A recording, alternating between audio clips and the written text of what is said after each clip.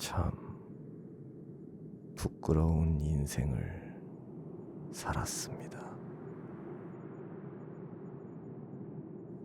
저는 인간다운 삶이란 도대체 어떤 것인지 모르겠습니다.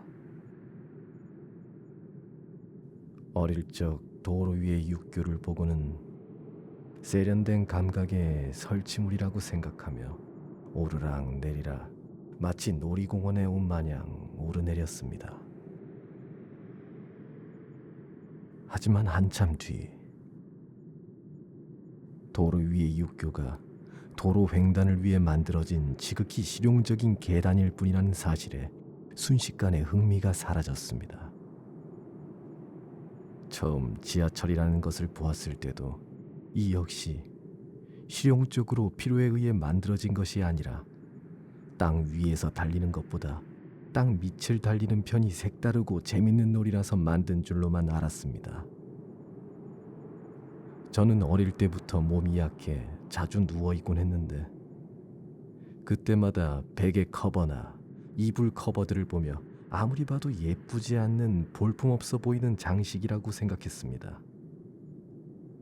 그런데 그것들이 뜻밖의 실용적인 물건이란 것을 20살이 다 되어서야 알고는 인간의 알뜰함에 가슴이 갑갑해지고 서글퍼졌습니다. 저는 배가 고프다는 게 무엇인지 몰랐습니다. 인간은 왜 하루에 3번씩 꼬박 밥을 먹을까? 무슨 의식의 일종일까? 밥을 안 먹으면 죽는다는 말은 그저 듣기 싫은 위협으로만 들렸습니다. 그건 항상 제게 불안과 공포심을 안겨주었습니다. 인간은 먹지 않으면 죽는다. 그러니 일해서 먹고 살아야 한다는 말만큼 저에게 난해하고 막연하며 협박 같은 여운을 주는 말도 없었습니다. 저는 과연 행복한 걸까요?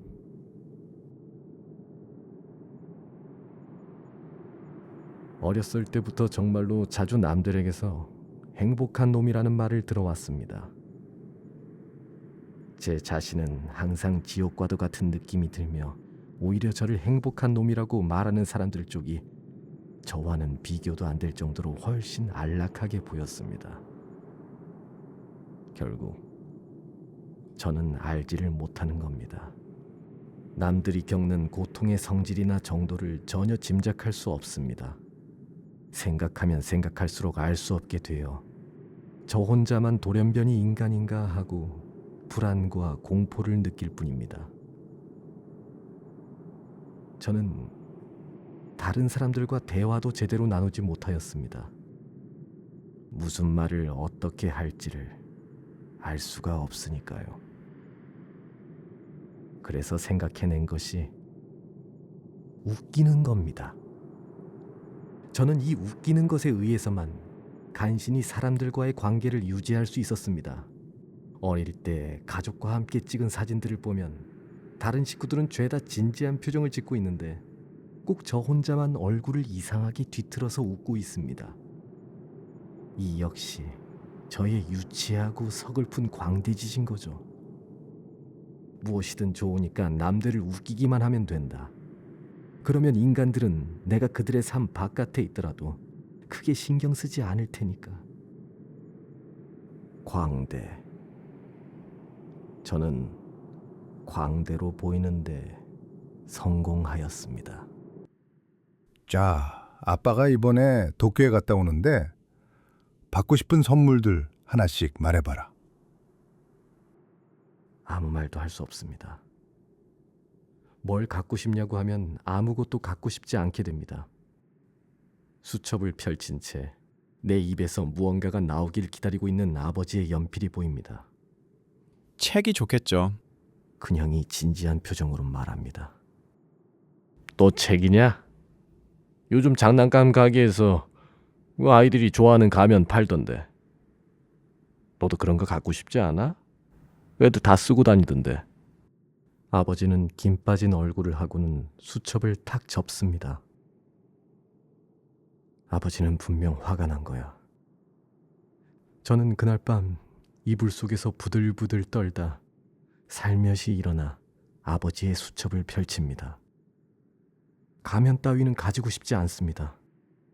하지만 가면을 사주고 싶은 아버지의 마음을 알아버린 이상 거절을 할 수 없습니다. 여보, 이것 좀 봐요. 가면이라고 적혀 있지? 이건 내 글씨가 아니야. 요조 이 녀석이 몰래 장난을 친 거라고. 인간에 대하여 언제나 공포로 부들부들 떨면서도 그 우울감과 초조함은 천진난만한 낙천성으로 위장하여 저는 익살스러운 괴짜로 완성되어 갔습니다. 그렇게 남들처럼 저 역시도 익살을 떨며 아침부터 밤까지 남들을 속였습니다. 저에게는 서로 속이면서도 맑고 밝고 명랑하게 살아가는 인간이 난해할 뿐입니다. 누군가가 그렇게 살아갈 수 있는 비결을 가르쳐 주었더라면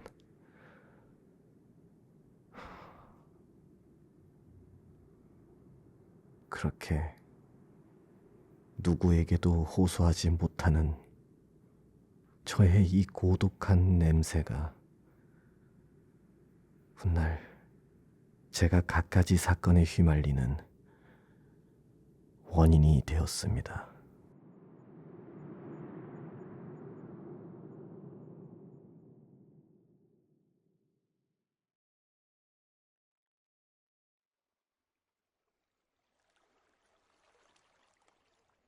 저는 벚나무의 해변이 그대로 교정으로 사용되는 동북지방의 어느 중학교에 입학할 수 있었습니다.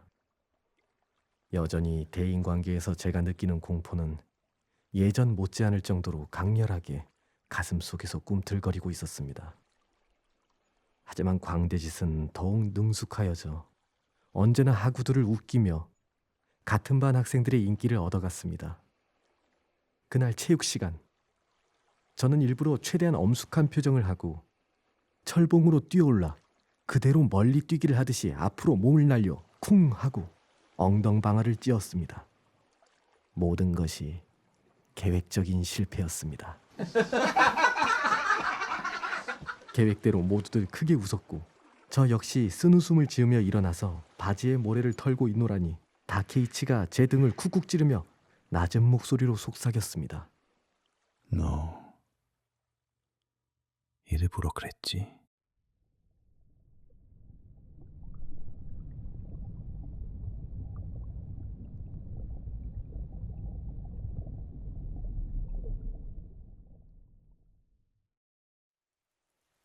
그러던 어느 날 수업을 마친 뒤 신발장 옆에 다케이치가 풀이 죽은 채 멍하게 서 있는 것을 발견했습니다. 같이 가자. 우산 씌워줄게.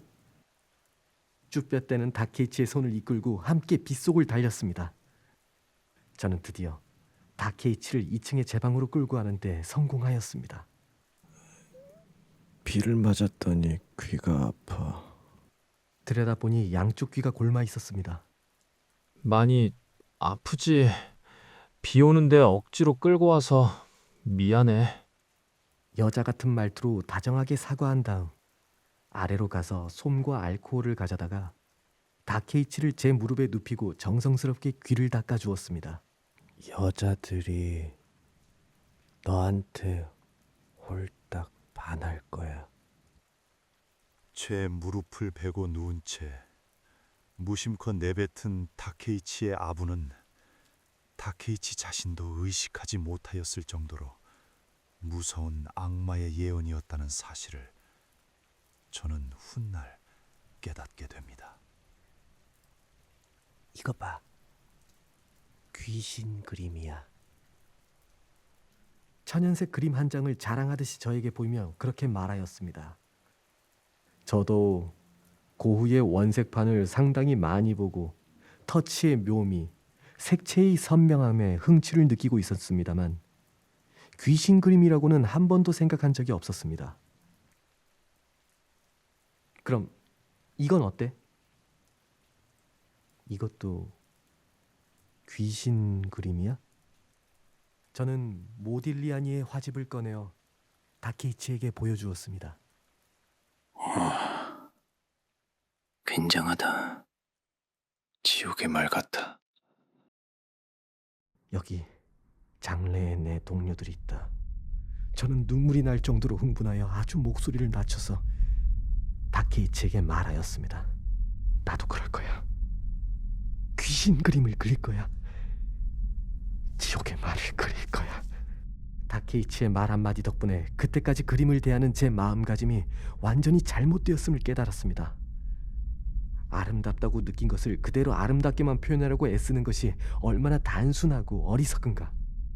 거장들은 아무것도 아닌 것을 주관에 따라 아름답게 재창조하기도, 추악한 것에 역겨움을 느끼면서도 호기심을 감추지 않고 표현하는 기쁨에 젖습니다. 남들의 생각에 전혀 휘둘리지 않는다는 화법의 원초적인 비법을 다케이치에게 전수받은 저는 조금씩 자화상 그리기 작업에 뛰어들었습니다. 저 스스로도 섬뜩할 만큼 음침한 그림이 완성되었습니다. 이것이야말로 내 가슴 속 깊은 곳에 숨겨두었던 내 정체다. 겉으로는 활달하게 웃지만 사실은 이처럼 어둡고 참담한 마음을 지니고 있다. 어쩔 수 없지 않은가. 너는 위대한 화가가 될 거야. 바보 다케이치의 예언을 낙인처럼 이마에 새긴 채 이윽고 저는 도쿄로 떠나게 되었습니다. 요조, 나 돈 좀 빌려줄래? 저는 도쿄의 미술학원에서 어떤 학생으로부터 술과 담배와 여자와 전당포와 좌익사상을 배웠습니다. 호리키 마사오라는 도쿄 번화가에서 태어난 저보다 6살 위의 사람이었습니다. 전부터 지켜보고 있었어. 그거 말이야, 그거. 지금 너의 그 수줍은 미소. 그 미소가 장래성 있는 예술가 특유의 표정이지. 자, 새로운 우정을 위하여 건배! 저는 낯선 장소인 탓에 두렵기만 하여 팔짱을 끼었다 풀었다 하며 그야말로 부끄러운 듯한 미소만 짓고 있었지만 맥주를 2-3잔 마시다 보니 묘한 해방감과도 같은 경쾌함을 느끼게 되었습니다. 나도 미술학교에 입학하려고 했는데 그런 데는 따분해. 학교라는 데가 원래 따분한 데야. 우리의 스승은 자연 속에 있어. 자연을 향한 열정! 웃기는 인간이네. 보나마나 그림 솜씨도 형편없겠지. 저는 호리키 덕분에 술, 담배, 매춘부 이런 것들이 일시적이나마 대인공포를 해소시킬 수 있는 아주 적절한 수단이라는 사실을 차츰 알게 되었습니다. 저에게 매춘부라는 존재가 인간도 여자도 아닌 백치나 미치광이처럼 보였기 때문에 오히려 그 품 안에서 편안히 잠들 수 있었습니다. 그중 저에게 특별한 호의를 보이던 여자가 3명 있었습니다. 한 사람은 제가 하숙하고 있는 주인집 딸이었고 또 한 사람은 여자 사범고등학교의 문과생으로 같이 지하운동을 하던 이른바 동지라고 부르던 여성이었습니다. 그리고 마지막으로 한 사람은 관서지방 특유의 사투리가 느껴지는 단란주점 여종업원이었습니다. 스네코라고 불렀던 것으로 기억합니다만 확실하지 않습니다. 저는 동반자살하려 했던 상대 이름조차 잊어버린 한심한 놈입니다. 그 사람은 입으로는 외롭다는 말을 하지 않았지만 대신 지독한 외로움을 몸 주변에 한 폭의 기류처럼 뿜어내고 있어서 그 사람 곁으로 가면 그 기류에 휩싸여 제가 지니고 있는 가시돋친 우울한 기류와 잘 녹아들어 제 몸은 공포로부터도 불안으로부터도 벗어날 수가 있었습니다. 그녀와 보낸 하룻밤은 매춘부들의 품속에서 안심하고 자던 때의 기분과는 다르게 제게 무척이나 행복하고 해방된 밤이었습니다. 하지만 단 하루, 다음날 눈을 뜨고 일어났을 때 저는 본래의 경박하고 가면을 쓴 광대로 돌아와 있었습니다. 겁쟁이는 행복마저도 두려워하는 법입니다. 솜털에도 상처를 입습니다. 행복에 상처를 입는 경우도 있는 겁니다. 상처받기 전 얼른 헤어지고 싶어. 돈 떨어지는 날이 인연 끊어지는 날이라는 말이 있어. 그건 해석이 거꾸로 됐어.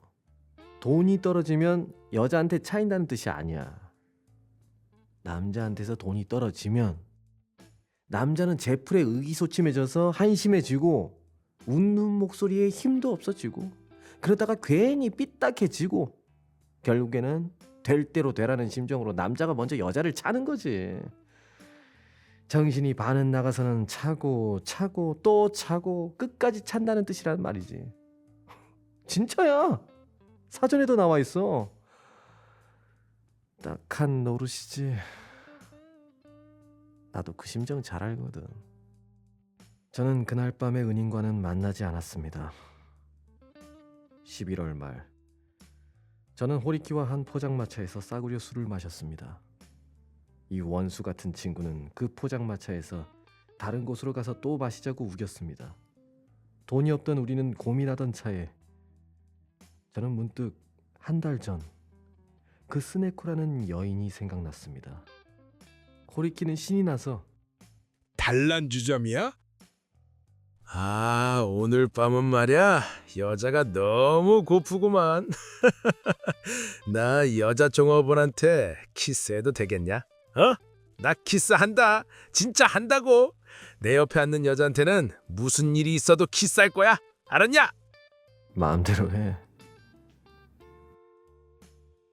스네코 하나만을 믿고 돈도 한 푼 없이 그곳으로 들어갔습니다. 스네코는 호리키 옆에, 다른 호스티스는 내 옆에 털썩 주저앉기에 저는 순간 얼어붙었습니다. 저희 눈앞에서 호리키의 뜨거운 키스를 받을 스네코의 입장을 생각하니 그녀가 가여웠기 때문입니다.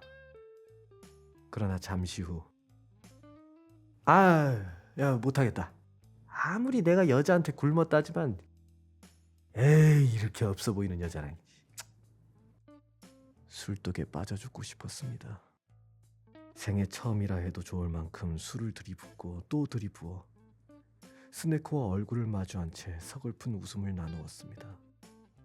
호리키의 말을 듣고 보니 어딘가 피곤하고 초라한 여자구나 하는 생각이 들자 가난뱅이끼리의 친화감이 가슴에서 솟구쳐 스네코가 가엾게 여겨졌습니다.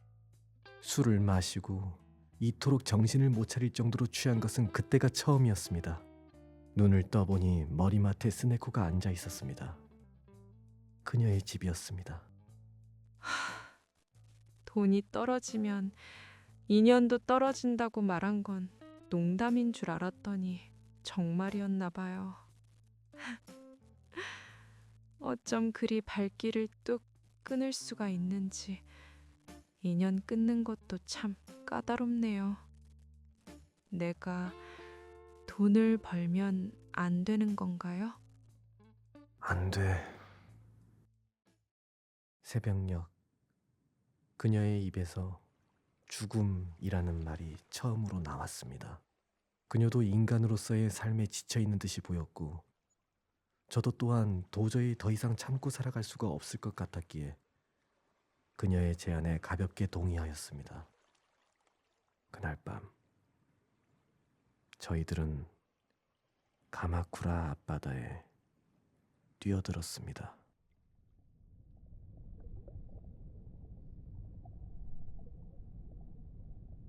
그리고 저만 살아남았습니다.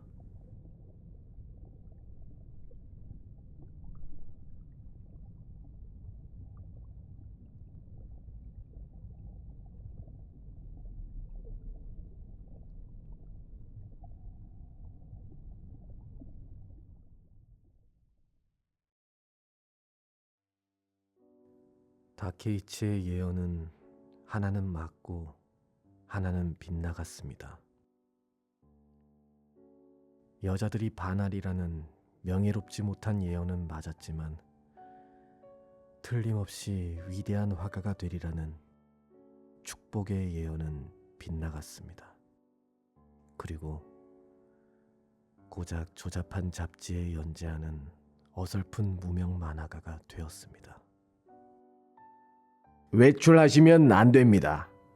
하여간에 집에 계십시오. 넙치는 제가 또다시 자살할 위험이 있다고 판단한 듯 저의 외출을 엄중하게 단속하였습니다. 앞으로 대체 어쩔 생각입니까? 저는 넙치의 질문에 대답도 않고 접시에서 멸치포를 집어들어 그 작은 고기들의 은빛 눈을 바라보고 있노라니 마음껏 놀러다니던 시절이 그리워 자유로운 생활을 하고 싶다는 심정에 느닷없이 눈물이 날 것 같았습니다. 기소유예라는 게 정과 전력이 따라다니고 그런 건 아니에요. 도련님 마음가짐만 제대로 돼 있으면 언제든 새 출발이 가능하다는 거죠. 도련님 마음 고쳐먹고 먼저 진지하게 제게 상담 요청하면은 저도 생각해 보겠습니다. 넙치의 말투는, 아니, 세상 모든 사람들의 말투는 항상 이런 식으로 까다롭고 어딘가 모호하고 빠져나갈 구멍을 미리 만들어 놓는 것 같이 미묘하고 복잡하게 말합니다. 차라리 그때 이렇게 말해 주었다면, 공립이든 사립이든 일단 학교부터 다니세요. 학교에 입학하면 생활비는 고향에서 보내주기로 했으니까요. 나중에 안 사실이지만 내막은 이러했습니다. 집에서 돈을 보내주기로 했으니 학교를 보내라. 이런 것을 넙치는 쓸데없이 빙둘러 말한 덕분에 제 삶의 방향이 180도 달라져 버린 겁니다. 진지하게 저와 의논할 생각이 없다면 할 수 없지만요. 무슨 의논이요? 정말로 무슨 소린지 짐작도 가지 않았습니다. 그야 도련님 마음속에 있는 말이요. 예를 들라뇨? 앞으로 어쩔 생각인지 도련님 생각을 물어보는 겁니다. 그럼 일을 하는 게 좋을까요? 아니, 도련님 생각은 어떠냐고요? 글쎄요. 학교에 가고 싶어도. 그야 돈이 필요하겠죠. 문제는 돈이 아닙니다. 당신의 마음가짐이지. 돈은 고향에서 보내주기로 되어 있다는 그 한마디를 왜 해주지 않은 걸까요? 그 한마디였으면 제 생각도 정해졌을 텐데. 장래 희망 같은 건 없습니까? 도대체가 사람 하나 돌봐주는 게 얼마나 힘든 일인지 신세지는 사람이야 뭐 알 턱이 없겠죠. 죄송합니다. 참 걱정이에요. 나도 돌봐주기로 한 이상 당신이 우유부단하게 지내는 건 보고 싶지 않아요. 멋지게 새 출발하겠다는 각오를 보여주세요. 예를 들어서 도련님의 장래 계획이 어떤지 진지하게 말해주면 저도 들어볼 생각입니다. 물론 그래봤자 가난한 제가 돕는 거니 뭐 전처럼 호화스러운 생활을 원하는 건 말도 안 되죠. 하지만 도련님의 각오가 확실하고 장래 계획이 세워졌을 때 저와 의논을 한다면은 조금이나마 새 출발을 위해서 도와줄 생각이에요. 알겠습니까? 제 마음이 어떤지. 도련님, 앞으로 대체 어쩔 생각입니까? 여기서 지낼 수 없다면 일을 해서. 지금 진심으로 하는 말이에요? 요즘 같은 세상에 아무리 대학을 나와도 그 일자리. 아니요, 직장인이 되겠다는 말이 아니에요. 그럼 뭐요? 그림을 그리고 싶어요.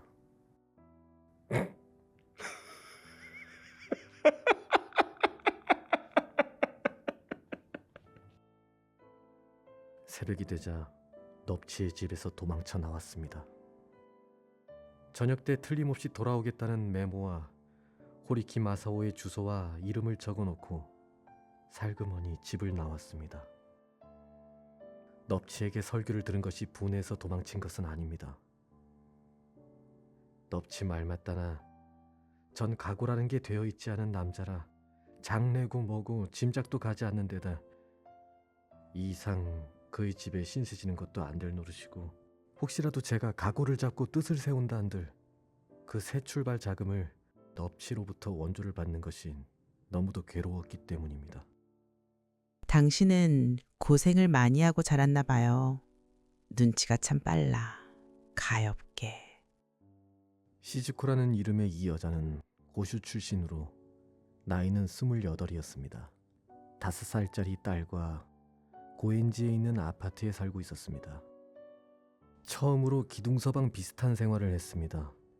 시즈코가 신주쿠에 있는 잡지사에 출근하고 나면 저하고 시게코라는 5살짜리 여자아이하고 둘이서 얌전하게 집을 지켰습니다. 지금까지 시게코는 엄마가 집을 비우면 아파트 관리실에 놀았던 모양인데 눈치 빠른 아저씨가 나타나서 놀아주니 아주 신이 나는 모양이었습니다. 아파트 창밖으로 전깃줄에 걸린 연 하나가 봄날의 먼지바람에 흔들리고 찢기면서도 악착같이 매달려 바람에 흔들리며 고개를 까딱까딱하고 있습니다. 저는 그 연을 볼 때마다 씁쓸한 마음에 웃기도 하고 얼굴을 붉히기도 하고 때론 꿈에서까지 그 연이 보여 악몽에 시달렸습니다. 돈이 좀 필요한데. 얼마나? 많이. 돈 떨어지는 날이 2년 끊어지는 날이라는 말. 그거 진짜더라. 바보 같은 소리. 당신은 모를 거야. 이대로 가면 나 도망칠지도 몰라. 대체 어느 쪽이 가난한지 모르겠네. 그리고 어느 쪽이 도망친다는 거야? 이상한 소리라네. 내 힘으로 돈 벌어서 아니 담배를 사고 싶어. 그리고 사실 그림도 호리키보다 내가 훨씬 잘 그려. 과연 그럴까? 당신은 심각한 얼굴로 농담하는 게 귀엽더라. 아니면 만화 그리면 되지. 적어도 만화는 호리키보다 잘 그려. 진짜야. 당신을 보면 대부분의 여자들은 뭔가 해주고 싶어서 안달이나. 항상 겁먹은 것처럼 흠칫거리면서 웃기는 소리도 잘하고. 가끔 혼자 지독하게 가라앉아 있는데 그 모습이 여자들의 마음을 더 흔들어 놔. 시즈코 덕분에 저는 만화를 잡지에 실게 되었습니다. 스스로 돈을 벌게 되었지만 불안감과 울적함은 점점 더 심해졌습니다. 가라앉고 또 가라앉았습니다. 저의 음주량은 갈수록 늘어갔습니다. 술에 취해 외박하는 날도 많아지고 닥치는 대로 여자를 탐했습니다.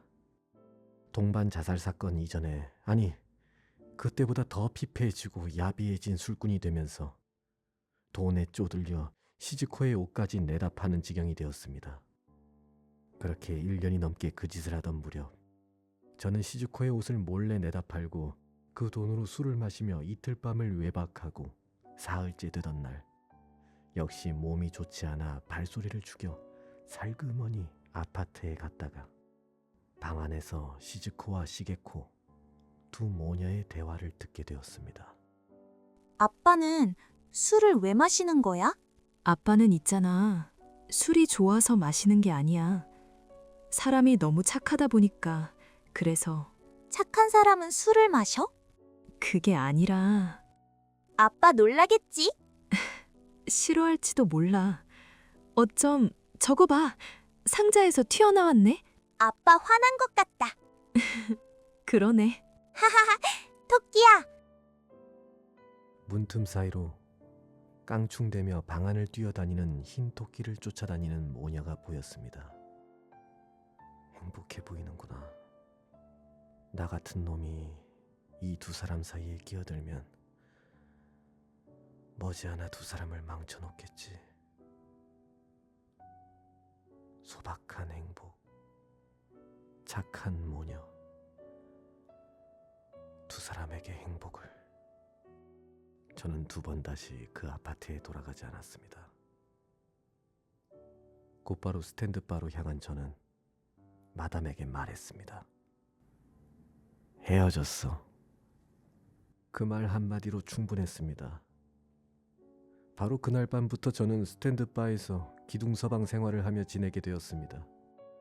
저는 커다란 활락도 커다란 슬픔도 없는 무명 만화가. 나중에 감당 못할 슬픔이 찾아와도 좋으니 격렬하고 커다란 활락을 맛보고 싶어 속으로는 초조했지만 당장 지금의 제 기쁨이란 손님들과 객적은 소리나 하며 술을 얻어 마시는 일뿐이었습니다. 이러면 안 돼요. 날마다 대낮부터 술에 취해 있으면. 저에게 술을 끊으라고 권하는 처녀가 있었습니다. 요시코라는 이름의 피부가 희고 덧니가 있는 조그만 담배가게 아가씨였습니다. 이놈 뽀뽀해버린다. 하세요. 어허, 이런 고얀 여자를 봤나? 정조관념도 없이. 그러게 술을 너무 많이 드신다니까요. 끊을게. 내일부터 한 방울도 안 마실 거야. 정말요? 꼭 끊을 거야. 끊으면 요시코 나랑 결혼해 줄 거야? 그래요. 결혼해 줄게요. 좋아. 손가락 걸어. 약속하는 거야. 꼭 끊을게. 물론 결혼 이야기는 농담이었습니다. 그리고 다음 날 저는 또 낮부터 술을 마셨습니다. 해가 지기 시작할 무렵 요시코, 미안. 나 또 마셔버렸다. 어머, 왜 그래요? 왜 취한 척을 하고 그래요? 아니야, 정말인데? 정말 마셨어. 누가 취한 척을 한다고. 자꾸 놀리기예요? 나쁜 사람이네. 오늘도 대낮부터 마셨어. 미안해. 연기 잘하시네요. 어제 나랑 약속했는데 마실 일은 없잖아요. 손가락까지 걸었는걸? 술을 마셨다니 새빨간 거짓말. 어두침침한 가게 안에 웃고 있는 그녀의 하얀 얼굴을 보며 더러움을 모르는 순결함은 고귀한 것이구나. 그렇게 저와 담배가게 요시코는 결혼을 하게 되었습니다. 술도 끊고 만화 작업에 힘을 쏟았으며 저녁을 먹고 나면 둘이서 영화도 보러 가고 돌아오는 길에는 찻집에 들어가기도 하고 꽃 화분도 사며 살았습니다. 하지만 그것들보다 저를 진정으로 믿어주는 이 어린 신부의 말을 듣고 몸짓을 바라보는 게 즐거워서 어쩌면 나도 이제 점점 인간다운 인간이 되어가는 게 아닐까 하는 달콤한 생각을 하던 찰나 호리키가 제 눈앞에 나타났습니다. 어이 변태! 그래? 얼굴을 보니 철이 좀 들었나? 뭐 별건 아니고 시즈코가 가끔 놀러 오라고 전해달라네. 우리는 옥상에 올라가 시궁창 냄새나는 바람을 맞으며 무더운 여름밤에 술판을 벌였습니다. 수치심의 반대말은 파렴치한, 다시 말해서 요조. 너는 어떻고? 시건방진 소리 하지 마. 난 아직 너처럼 수갑차고 밧줄에 묶이는 치욕은 당한 적이 없어. 호리키는 내심 저를 제대로 된 인간으로 보고 있지 않았던 것입니다. 죄의 반대말은 뭘까? 이건 어려울걸? 법이지. 호리키의 얼굴은 네온 사인의 붉은 빛을 받아 무자비한 형사처럼 보였습니다. 야, 죄라는 건 그런 게 아니잖아. 그럼 뭔데? 신? 너한테는 왠지 예수쟁이 냄새가 났어. 구역질나게. 그렇게 가볍게 결론 내리지 말고. 어쨌든 재밌는 주제 아냐. 이 주제에 어떻게 답하냐에 따라 사람의 모든 것을 알 수 있을 거란 생각이 들어. 참 웃기네. 죄의 반대말은 선이지. 선량한 시민, 다시 말해 나 같은 사람. 농담하지 말라니까. 선은 악의 반대말이야. 죄의 반대말이 아니라. 악과 죄가 다른가? 다르다고 생각해. 선악의 개념은 인간이 만든 거잖아. 인간이 멋대로 만들어낸 도덕의 언어라고. 까다롭게 굴기는 역시 신 아닐까? 신. 신이면 다 해결되잖아. 아, 배고프다. 지금 밑에서 요시코가 콩을 삶고 있어. 잘 됐네. 기다리는 동안 좀 누워 있을까? 넌 죄라는 것에 아무 관심이 없는 모양이네. 당연하지. 너처럼 죄인이 아니니까. 나는 술과 여자를 즐기긴 해도 여자를 죽게 만들거나 여자한테 빌붙어 살지는 않아. 감옥에 갇히는 것만이 죄가 아니야. 죄의 반대말을 알게 된다면 죄의 실체도 알 수 있을 것 같은데 신, 구원, 사랑, 빛. 하지만 신한테는 사탄이라는 반대말도 있고 구원의 반대말은 고뇌일 테고 사랑은 증오, 빛은 어둠이라는 반대말이 있고 선은 악, 죄와 기도. 죄의 반대말은 꿀이지. 꿀처럼 달콤하니까. 아, 배고프다. 뭐 좀 먹을 것 좀 가져와. 네가 가져오면 되잖아. 알았어. 그럼 아래층에 내려가서 네 부인이랑 죄를 짓고 오지. 이렇게 말싸움하는 것보다는 실제로 확인해 보는 게 최고 아니겠어? 죄의 반대말은 마음대로 해. 죄와 벌, 도스토예프스키. 그 말이 섬광처럼 지나갔습니다. 만약 도스토예프스키가 죄와 벌을 비슷한 말이라고 생각한 게 아니라 반대말이라고 생각하고 나열한 것이라면 죄와 벌, 절대 서로 통할 수 없는 것, 물과 기름처럼 서로 섞일 수 없는 것. 알 것 같아. 아니다, 아직. 하고 머릿속에 주마등이 어지럽게 돌아가고 있을 때 호리키의 목소리가 들려왔습니다. 야! 죄의 반대말을 찾았다!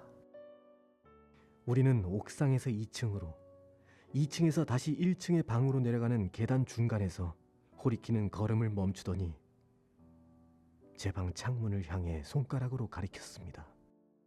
저것 좀 봐!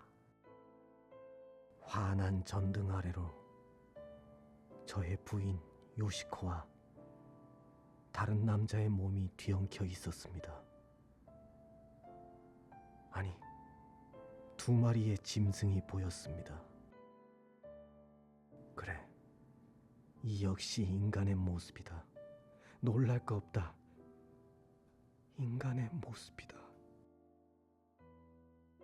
저는 요시코를 구할 생각도 못한 채 얼어붙어 있었습니다. 혼자서 도망치듯이 옥상으로 뛰어올라가 바닥에 나동갈아진 채 여름밤 하늘을 올려다봤습니다. 비가 올 것 같습니다. 그때 저를 엄습한 감정은 분노도 아니고 혐오도 아니고 또한 슬픔도 아닌 무지막지한 공포였습니다. 그리고 저는 마침내 모든 것에 자신감을 잃었으며 마침내 사람을 끊임없이 의심하게 되었고 이 세상의 삶에서 그 어떤 기대감이나 기쁨, 공감들로부터 영원히 멀어져 버렸습니다. 딱하긴 한데 너도 이제 좀 깨달은 게 있겠지? 난 이제 2번 다시 여기 안 올 거다. 여긴 그냥 지옥 그 자체네. 그래도 네 부인은 용서해라. 너도 어차피 제대로 된 놈은 아니잖아. 그럼 나 간다. 비가 쏟아집니다. 끝도 없이 쏟아져 내립니다.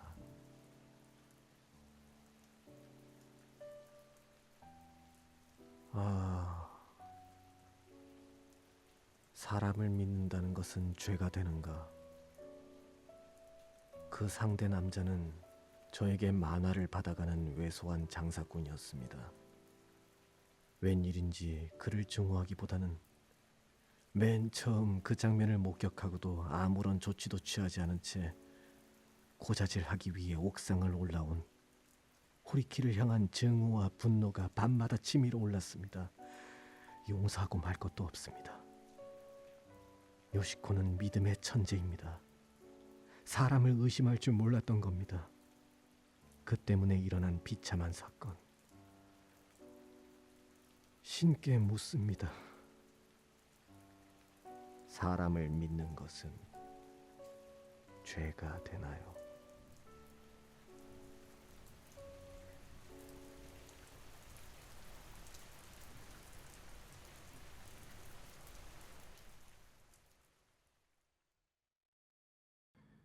그해 연말, 어김없이 술에 잔뜩 취해 집에 돌아온 저는 설탕물이 마시고 싶었습니다.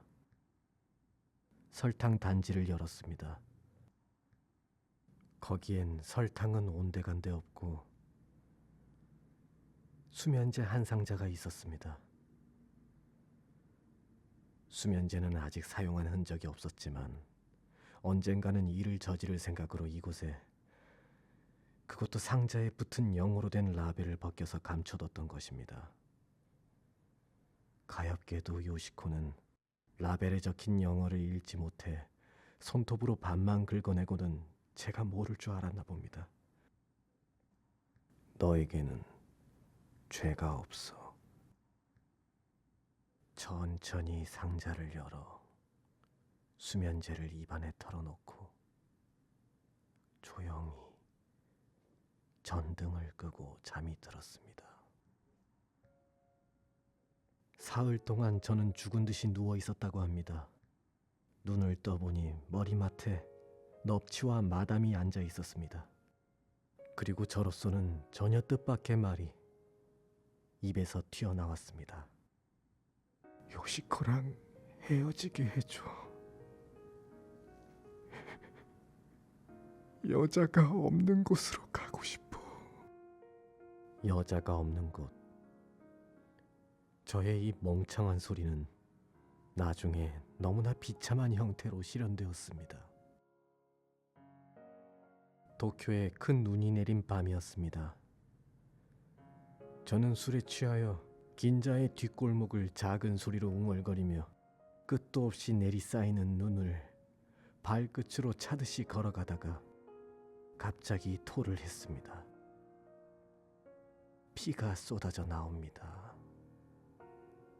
그것이 저의 첫 각혈입니다. 근처 약국에 들어갔습니다. 거기서 약국 부인과 눈이 마주쳤습니다. 아, 이 사람도 분명 불행한 사람이구나. 그녀는 목발을 짚고 아슬아슬하게 서 있었습니다. 부인과 얼굴을 마주하고 있는 사이 눈물이 흘러나왔습니다. 부인의 커다란 눈에서도 눈물이 흘러넘쳤습니다. 술을 삼가야겠어요. 중독인 것 같습니다. 지금도 마시고 싶어요. 안 돼요. 제 남편도 폐결핵이었는데 살다 죽었어요. 불안해 죽겠어요. 무서워서 견딜 수가 없어요. 약을 드릴게요. 술은 꼭 끊어요. 우리는 마치 피부치 같았습니다. 이 불행한 여인은 저를 위해 또각또각 목발을 짚고 약을 조제해줬습니다. 이건 도저히 술을 참을 수 없을 때 먹는 약이에요. 모르핀 주사예요. 술보다는 덜 해롭다고 부인도 말했고 저도 그 말을 믿었습니다. 그렇게 모르핀 주사를 놓았습니다. 안 돼요. 중독되면 큰일 나요. 부탁해요. 부인, 키스해드릴게요. 부인은 얼굴을 붉게 물들입니다. 약이 없으면 일이 손에 안 잡혀요. 저한테 그 약은 정력제 같은 거예요. 그럼 차라리 호르몬 주사를 맞지 그래요. 술이든 약이든 둘 중 하나가 없으면 일을 할 수가 없다고요. 술은 안 돼요. 그렇죠. 그 약을 쓰고 난 뒤로는 술을 한 방울도 안 마셨어요. 덕분에 몸이 아주 좋아졌다고요. 나도 언제 가지고 허접한 만화나 그리고 있을 수는 없잖아요. 이제부터는 술 딱 끊고 건강한 몸 만들어서 공부도 하고 훌륭한 화가가 될 거예요. 지금이 정말 중요한 때예요. 그러니까 부탁할게요. 키스해드릴까요? 중독돼도 책임 못 져요. 요시코가 주사를 놓는 모습을 보며 우물쭈물하며 제게 묻습니다. 안 아파요? 당연히 아프지. 자금 등률을 올리려면 어쩔 수 없어. 요즘 나 활기찬 거 봤지? 자, 일을 해보자. 일. 정말이지 파렴치의 끝을 달렸습니다. 저는 그 약을 손에 넣기 위해 다시금 춘화를 복제하기 시작했고 불구의 그 약국 부인과 문자 그대로 추악한 관계까지 맺었습니다. 죽고 싶다. 차라리 죽고 싶다. 이제 돌이킬 수 없다. 무슨 일을 해도 어떤 짓을 해도 점점 더 나빠질 뿐이다. 죽고 싶다. 죽어야만 한다. 살아있는 것 자체가 죄의 씨앗이다. 아무리 일을 해도 약의 사용량은 늘어가고 약값은 어마어마할 정도의 액수가 되었습니다. 부인은 제 얼굴만 보면 눈물을 보였고 저도 눈물을 흘렸습니다. 지옥 그 자체. 너 피를 토했다며?